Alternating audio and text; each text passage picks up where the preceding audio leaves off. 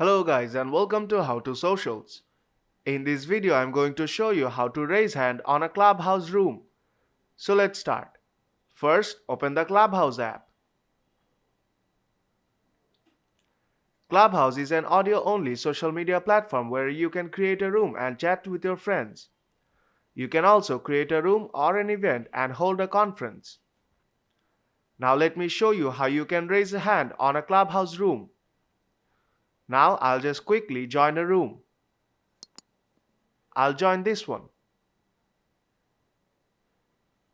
Here you can see that the speakers and guests are speaking with each other.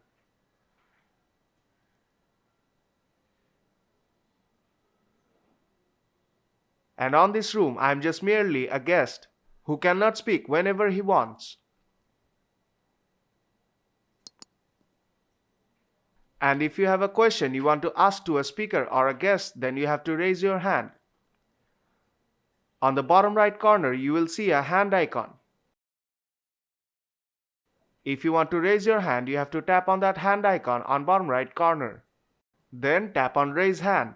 And then the speakers will see that you have raised your hand.